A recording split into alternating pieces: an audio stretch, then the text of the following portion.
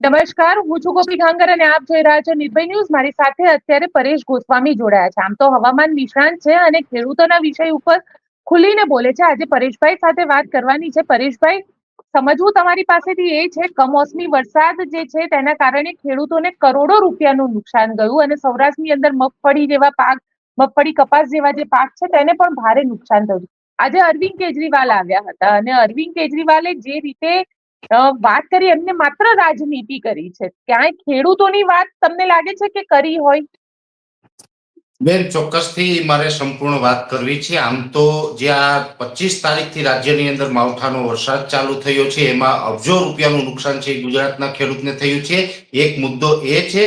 બીજો મુદ્દો એ છે કે બોટાદની અંદર જે ખેડૂતો અને ખેડૂતો આગેવાન દ્વારા જે એક આંદોલન કરવામાં આવ્યું હતું, એ આંદોલનમાં ખોટા કેસની અંદર સરકારે જે જેલમાં મોકલ્યા છે, અમુક ખોટા કેસ કર્યા છે. એટલે આ બંને મુદ્દા ઉપર મારે વાત કરવી છે. પહેલી વાત તો એ છે બેન, આજ મારા માટે ખૂબ દુઃખનો દિવસ છે. આજે જે મને દુઃખ થઈ રહ્યું છે ને, ખાસ કરીને રાજકીય રીતે જે પ્રકારે હું દેશને અને રાજ્યને જોઈ રહ્યો છું, એ મુજબ આજે મને ખૂબ દુઃખ થઈ રહ્યું છે. આજે ઘણી બધી મને આશા અપેક્ષા હતી, પણ એવું થયું નથી. શું કામ? તો કે આજે આમ તો રાજ્યની અંદર આમ તો સતત ઘણા દિવસથી અતિવૃષ્ટિ થઈ રહી છે, અતિ વરસાદ પડી રહ્યા છે. એક વેધર એક્સપર્ટ તરીકે હું પણ જ્યારે વરસાદ નહોતો પડ્યો એ પહેલાનો તમારા માધ્યમથી ગુજરાતના ખેડૂત સુધી વાત પહોંચાડું છું. વરસાદ પડવાનો છે, અમે તો પહેલેથી જાણતા હતા. એ પછી વરસાદ પડ્યો અને આ પહેલી વખત નથી, ચાલુ વર્ષે નુકસાની અનેક વખત થઈ છે. જેમાં આમ તો ગુજરાતની અંદર ગયા વર્ષે 44 લાખ મેટ્રિક ટન મગફળીનું ઉત્પાદન આવ્યું હતું. આ વર્ષે 66 લાખ મેટ્રિક ટન મગફળીનું ઉત્પાદન આવવાની સંભાવનાઓ હતી. જેમાં જ્યાં અતિવૃષ્ટિ થઈ, જે માવઠું થયું છે, આ કમોસમી માવઠાની અંદર 19 લાખ મેટ્રિક ટન મગફળી તો પાથરે પલળી ગઈ છે, પાથરામાં ખેતરમાં પલળી ગઈ છે. ત્યાર પછી મગફળી હોય, કપાસ હોય, સોયાબીન છે, એરંડા, તુવેર, શાકભાજી, ડાંગર અને કેળા વગેરે બાગાયતી પાક, તમામ પાકોની અંદર 13,000 કરોડ રૂપિયાનું નુકસાન ગુજરાતના ખેડૂતને થયું છે. ત્યારે સરકાર તો ઘણા ટાઈમથી આ સર્વેના આ તેને નાટકો કરે છે અને સરકાર સામે અમે પણ ઘણી વખત રજૂઆતો કરીએ છીએ. અને અમારી એક રજૂઆત એ પણ છે કે આ જે પરિસ્થિતિની અંદર જે નુકસાન થયું છે, તો ખેડૂતોના જે પાક ધિરાણ છે માફ કરવામાં આવે. સરકાર તો નથી કરી રહી. આજે ગુજરાતની અંદર પંજાબના મુખ્યમંત્રી ભગવત માનજી અને દિલ્હીના પૂર્વ મુખ્યમંત્રી અરવિંદ કેજરીવાલજી આવ્યા હતા. એટલે આજે મને અપેક્ષા હતી કે મારા જે આ બે મુદ્દા છે આની અંદર કાંઈક નિરાકરણ કરશે. એક તો જે જેલમાં છે એ, અને એને કેવી રીતે આપણે તાત્કાલિક છોડાવવા, અને બીજો ગુજરાતના ખેડૂતોને આ જે વરસાદને કારણે નુકસાન થયું છે એની અંદર કાંઈક સહાય કરે. કેમ કે આમ તો આપણે એક પરંપરા છે, આપણી એક સિસ્ટમ છે. કોઈ પણ રાજ્યની અંદર વાવાઝોડું આવે, ભૂકંપ આવે, અતિવૃષ્ટિ થાય, કમોસમી વરસાદ થાય, આવી પરિસ્થિતિમાં જ્યારે પણ ત્યાંના નાગરિકોને કે ખેડૂતોને કોઈ નુકસાન થયું હોય, તો એક રાજ્ય છે બીજા રાજ્યને મદદ કરે.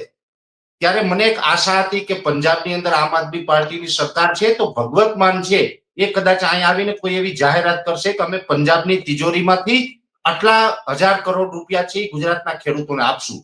પણ એ પંજાબના મુખ્યમંત્રી અને દિલ્હીના પૂર્વ મુખ્યમંત્રીએ બંને આવીને ભાજપને ગાળો આપવાનું કામ કર્યું. એટલે ભાઈ, ભાજપને ગાળો આપું તમારા કરતા વિશેષ હું આપું છું ગુજરાતની અંદર. હું એકલા હાથે ભાજપની સામે લડું છું. તમે શું ગાળો આપવા માટે આવ્યા હતા પંજાબથી ને દિલ્હીથી? તમારે ત્યાંથી ધક્કો ખાવાની જરૂર નથી. ગાળો આપવા માટે તમે ફ્લાઇટમાં આવ્યા અને કરોડો રૂપિયા વાપરી નાખ્યા હશે. આ ગાળો તો મફતમાં યુટ્યુબમાં બેઠો બેઠો રોજ સાંજે હું વેધર ટીવી માંથી આપું છું. ત્યાંથી ધક્કો ખાવાનો હોય, તમારે એમ કેવું જોઈએ કે પંજાબની જે સરકાર છે અમારા હાથમાં છે, અમે સરકાર ચલાવીએ છીએ, અમે આ સરકારી તિજોરીમાંથી આટલા રૂપિયા છે આ ગુજરાતના ખેડૂતોને મદદના ભાગ રૂપિયા આપીએ. ભૂતકાળમાં પણ હવે થોડાક ટાઈમ પહેલા જ હમણાં પંજાબની અંદર જે અતિવૃષ્ટિ થઈ હતી ત્યારે ગુજરાતે પણ ત્યાં રકમ ફાળવી છે. અન્ય રાજ્યો પણ આ રીતે રકમ આપતી હોય છે. જ્યારે ગુજરાતની અંદર ભૂકંપ આવ્યો હતો આજથી 25-26 વર્ષ પહેલા, ત્યારે પણ બેન અન્ય રાજ્યોએ આપણે ગુજરાતને મદદ કરી હતી. આજે આ પરિસ્થિતિની અંદર ગુજરાતને હજારો કરોડનું નુકસાન છે, ત્યારે પંજાબના મુખ્યમંત્રીએ એક રાતી પાઈની જાહેરાત ના કરી. આ કેટલી દુઃખની વાત કહેવાય. મને તો એમ લાગે કે પંજાબની તિજોરીમાં જે રકમ છે એમાં શું કઈ કાળતરો નાગ બેઠો છે કે એને ત્યાંથી રકમ ફાળવવા નથી દેતા? આ ખૂબ દુઃખની વાત છે.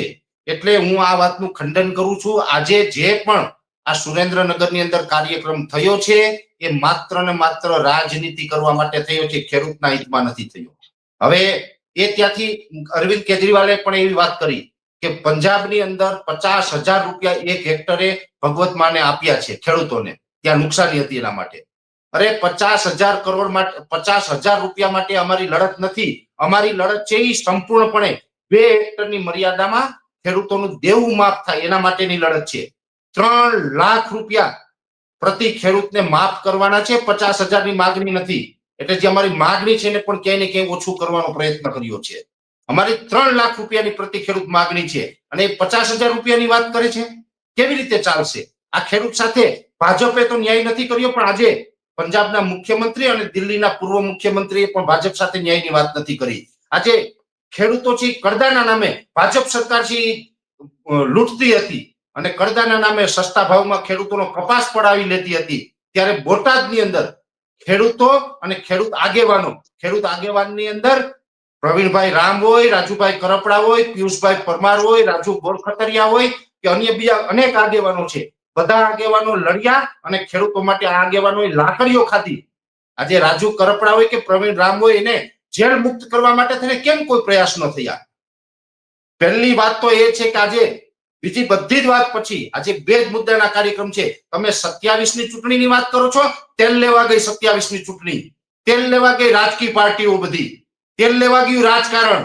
મારા ગુજરાતના ખેડૂત માટે તમે શું કરી શકો છો એ વાત અમારે સાંભળવાની હતી. આજે અમારા જે આગેવાનો જેલની અંદર છે, આ જેલના આગેવાનો જેલમાં છે, એને જેલ મુક્ત કરાવવા માટે થઈને તમે શું કરી શકો, અમારે એ વાત સાંભળવાની હતી. તમે 27ની વાત કરવા આવ્યા હતા.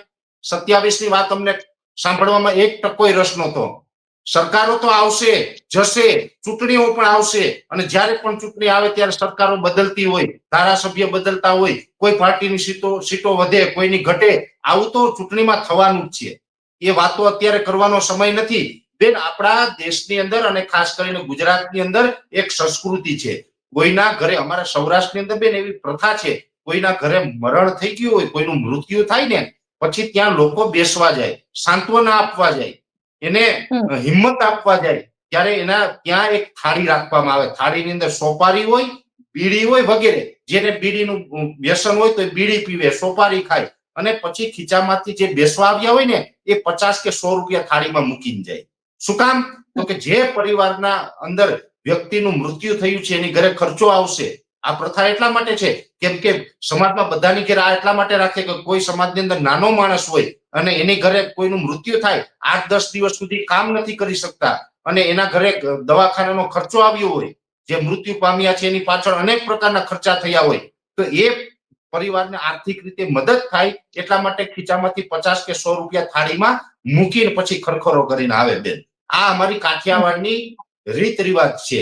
તો આજે પંજાબથી આવેલા મુખ્યમંત્રી જો આયા ગુજરાતના ખેડૂતોને અત્યારે જે નુકસાન થયું, ખેતરે નુકસાન છે અને તમે જો ખેડૂત આગળ ખરખરો કરવા આવ્યા હોય તો તમારે પણ આ થાળીમાં કઈક 50 કે 100 રૂપિયા મૂકવા જોઈએ. એટલે કે તમારે પણ 1,500-2,000 કરોડ રૂપિયાની જાહેરાત કરવી જોઈએ કે ગુજરાતના ખેડૂતોને નુકસાન થયું છે તો અમે પંજાબની તિજોરીમાંથી અમે આ 1,500 કે 2,000 કરોડ રૂપિયા છે એ સહાયના રૂપમાં, મદદના રૂપમાં ફાળવીએ છીએ ને એ ગુજરાતના ખેડૂતોને ક્યાંય ને ક્યાંક મદદરૂપ થાય માટે આપીએ છીએ. આવું કર્યું હોત તો શું ભાજપ વાળાનું પણ અહીંયા મોઢું પડી જવાનું હતું?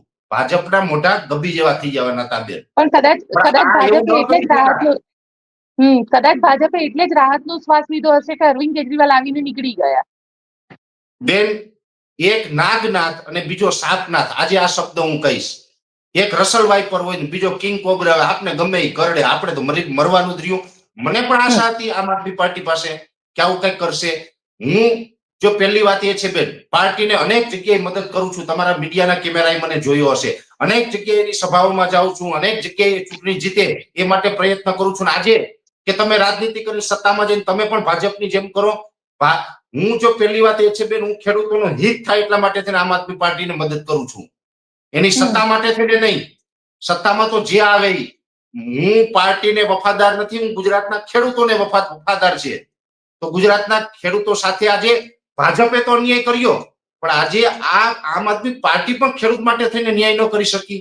1,500-2,000 કરોડ જેવી સરકાર ચલાવતા હોય તમે એક રાજ્યની, પંજાબ છે પણ એક સદ્ધર રાજ્ય છે, પંજાબ છે એની અંદર પણ ગુજરાત જેવા જ ખેડૂતો છે, ત્યાં પણ ખેતી થાય છે, ત્યાં મોટી ખેતી છે, અને ખેતી પ્રધાન રાજ્ય હોય એ એક ખેડૂત છે બીજા ખેડૂતની પીડા ન સમજી શકે?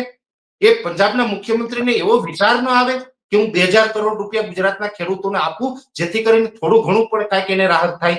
એટલે આ બહુ ખોટું થયું છે બેન, આજે દુઃખની વાત છે અને મહત્વની વાત છે. અમારા બે મુદ્દાને લઈને આજે મારી નારાજગી છે બેન. પહેલો મુદ્દો એ છે કે ગુજરાતના ખેડૂતોને રાતી પાઈ પંજાબના મુખ્યમંત્રીએ ન આપી, અને બીજો મુદ્દો મારો એ છે કે જે ખેડૂતો માટે લડ્યા એવા ખેડૂતો અને ખેડૂત આગેવાનો આજે જેલમાં છે, પ્રવીણભાઈ રામ હોય, રાજુ કરપડા હોય, રાજુ બોરખતરિયા હોય, પિયુષ પરમાર હોય અને બીજા અસંખ્ય ખેડૂતો આજે જે જેલમાં છે ને, એ જેલ મુક્ત થાય એ બાબતના કોઈ પ્રયાસ આજે સુરેન્દ્રનગરની અંદરથી થયા નથી. માત્ર ને માત્ર 27ની ચૂંટણીને ધ્યાનમાં રાખીને આ સભા થઈ હતી, એટલે આમાં હું આજે નારાજ છું. પણ સવાલ અહીંયા એ પણ ઉભો થઈ રહ્યો છે ને પરેશભાઈ, કે જે રીતે આમ આદમી પાર્ટીએ વારે વારે ઘોષણા કરી હતી અને એવું કીધું હતું કે ખેડૂતોની મહાપંચાયત કરશે, અને સાયલામાં આ પંચાયત કરવામાં આવી હતી. ક્યાંક તમને એવું લાગી રહ્યું છે કે જેટલા પણ આમ આદમી પાર્ટીના નેતા હતા એમાં ઈસુદાન ગઢવીથી લઈને ગોપાલ ઇટાલિયાથી લઈને જે સ્થાનિક નેતાઓ પણ હતા એ પણ આ ખેડૂતોના મુદ્દેથી ક્યાંક અલગ દિશામાં બોલી રહ્યા હતા, રાજકારણ કરી રહ્યા હતા?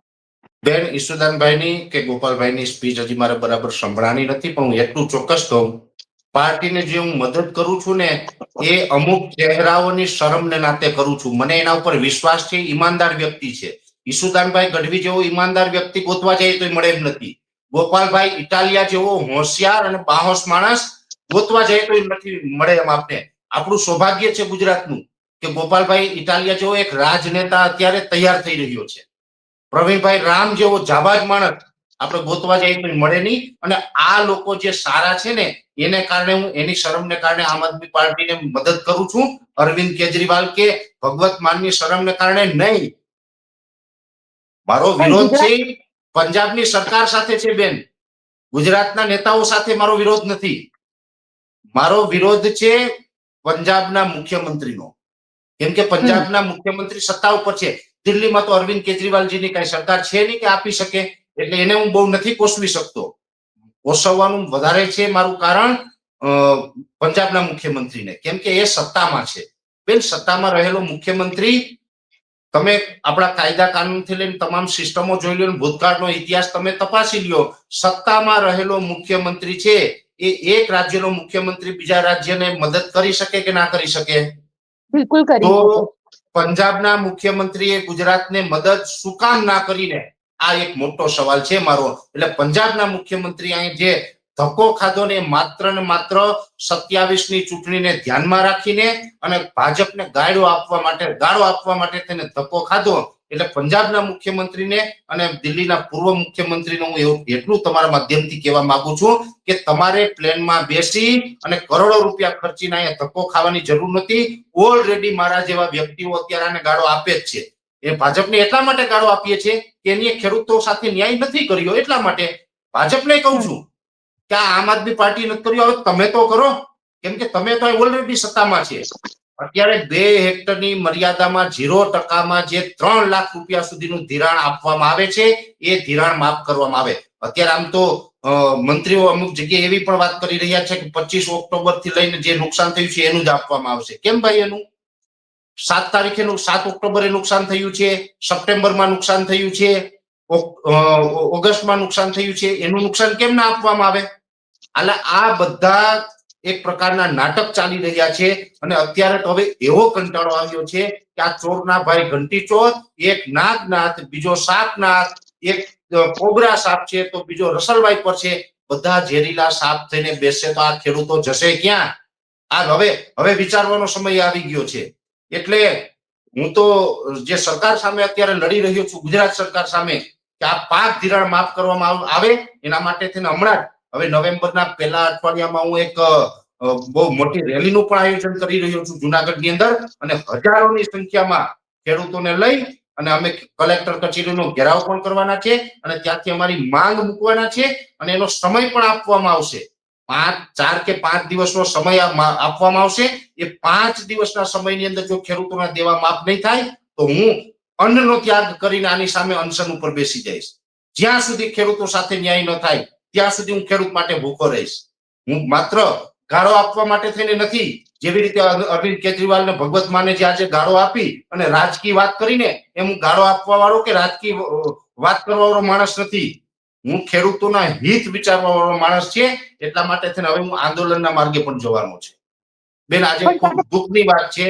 હજુ પણ ફરીથી કહીશ કે આને ગુજરાતના ખેડૂતો સાથે ન્યાય નથી કર્યો અને ખાસ કરીને જેલમાં બંધ છે એ લોકો સાથે ન્યાય નથી કર્યો.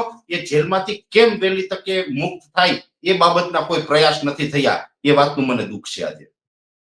પરેશભાઈ, તમારી પાસેથી એક વાત એ પણ સમજવી છે, કારણ કે આમ તો 11 અને આવતીકાલે તુલસી વિવાહ થાય પછી એમએસપી ના ભાવે જે એપીએમસી હોય એ બધી સરકાર ટેકાના ભાવે ખરીદી શરૂ કરતી હોય છે, પણ હજી સુધી એના માટે થઈને પણ કોઈ ક્લેરિટી આપવામાં નથી આવી. એટલે જે ખેડૂતોનું થોડું ઘણું પણ બચેલું છે, જેમાંથી એમને આશા જાગે કે અમને થોડી ઇન્કમ થાય, એ પણ ક્યાંય સરકારે હજી સુધી ક્લેરિટી નથી આપી. બેન, સરકાર ક્લિયરિટી એટલા માટે નથી કરતી કેમ કે એની દાનત ખરાબ છે. 200 મણ મગફળી સરકારે ખરીદવી જોઈએ એવી દરેક ખેડૂતની અને દરેક ખેડૂત આગેવાનની માંગ છે. અને આ બધા જ ખેડૂતની જે માંગ છે 200 મણ મગફળીની, એ વ્યાજબી છે, પણ સરકાર એ વ્યાજબી માંગ સ્વીકારવા તૈયાર નથી. એને માત્ર 70 કે 80 મણ જ મગફળી ખરીદવી છે, એટલે અત્યારે ચોખવટ કરતા નથી. જો ચોખવટ કરે તો આ આંદોલન છે અત્યારથી જ ચાલુ થઈ જાય. પણ ઓલી કહેવત છે, બકરે કી માં કબ તક ખેર મનાયેગી. હવે તમે અત્યારે ચોખવટ નહીં કરો તો પણ હવે તમે આ માવઠું પૂર્ણ થાય અને હવે વાતાવરણ ચોખ્ખું થાય એટલે તમે ખરીદી કરવાનું ચાલુ કરશો એટલે તમારું જે સત્ય છે, તમારું કાળું કરતું છે તો સામે આવવાનું છે. તો તમે પૂરી મગફળી ખરીદી નહીં કરો તો ત્યારે વિરોધ થશે. પણ અહીંયા મેન મુદ્દો તો એ છે, હું તો બેન એમ કહું તમારા માધ્યમથી કે આ જે માવઠું થયું ને અનેક પ્રકારની જે નુકસાની છે, ખેડૂત પાસે કાંઈ બચ્યું જ નથી. ખેડૂતોનું સત્યાનાશ થઈ ગયું છે. 100% નું બધું નિષ્ફળ ગયું છે. એટલે ટેકાના ભાવે ખરીદી હું તો કહું સરકારે બંધ કરી દેવી જોઈએ. એક જ મુદ્દાનો કાર્યક્રમ છે.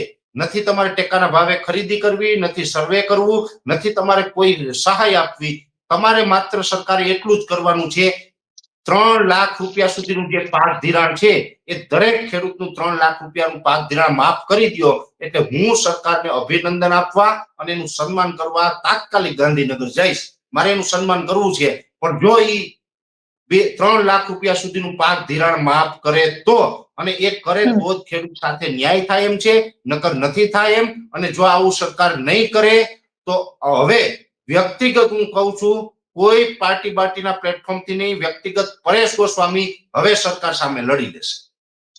પરેશભાઈ, તમારી પાસેથી એક વસ્તુ એ પણ સમજવી છે કે આ જે રીતે વરસાદ આવતો, અતિવૃષ્ટિ થતી હોય તો આ સિસ્ટમ શું હોય છે? રાહત પેકેજ અનાઉન્સ કરી દે કે 1400 કરોડ રૂપિયાનું રાહત પેકેજ અનાઉન્સ કરી દીધું કે 5000 કરોડનું રાહત પેકેજ અનાઉન્સ કરી દીધું. આ સિસ્ટમ શું હોય છે? ખેડૂતો સુધી કઈ રીતે આ પૈસા પહોંચે? બેન, આની અંદર સિસ્ટમ એવી હોય છે, પહેલા તો આપણે વીમા કંપનીઓ હતી, પણ હવે વીમા કંપનીઓ છે નહીં. હવે એક યોજના છે જે વિજયભાઈ રૂપાણીએ બનાવેલી યોજના છે. એ યોજનાનું નામ છે મુખ્યમંત્રી કિસાન સહાય યોજના. આ યોજનાની અંદર કલમ ઘ અને કલમ ઘ ની અંદર કલમ 9 છે.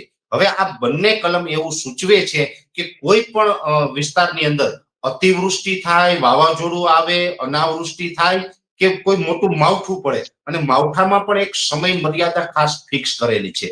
ખરીફ પાકમાં જે નુકસાની થતી હોય એમાં 15 સપ્ટેમ્બર થી લઈ અને 15 નવેમ્બર સુધી, એટલે જે આ 15 સપ્ટેમ્બર થી 15 નવેમ્બરનો વચ્ચેનો જે ગાળો છે એ સમયગાળા દરમિયાન વરસાદ પડ્યો હોય તો એના 72 કલાકની અંદર સર્વે કરવાનું. 72 કલાકની અંદર સર્વે પૂર્ણ કરી અને સર્વે પૂર્ણ થાય પછી પ્રતિ હેક્ટર 20,000 રૂપિયા, આવી રીતે 2 હેક્ટરની મર્યાદાની અંદર ખેડૂતને એ રકમ છે એ સરકારે ડાયરેક્ટ ખેડૂતના ખાતામાં જમા કરવાની હોય છે. આ કાયદાકી મુજબ વાત છે, પણ કાયદાનું પાલન થતું નથી. હવે 15 સપ્ટેમ્બર થી 15 નવેમ્બર વચ્ચે જે કાયદો બોલે છે કે ત્યારે વરસાદ થાય તો આપણે આ રકમ ચૂકવવાની છે. બેન, અત્યારે 25 નવેમ્બર થી આજે 25 ઓક્ટોબર થી આજે 31 ઓક્ટોબર થઈ છે. આજ દિવસ સુધી વરસાદ પડ્યો એ તો બધાએ જોયું, મીડિયાના કેમેરાએ પણ બતાવ્યું, દરેક જગ્યાએ જોયું છે, બધા જને ખબર છે.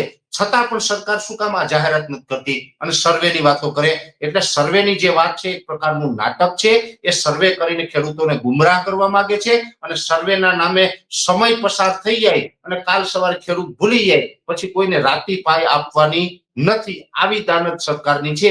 એટલે સરકારની નિયતમાં ખોટ છે. એટલે અત્યારે સર્વેના નાટક ચાલે છે.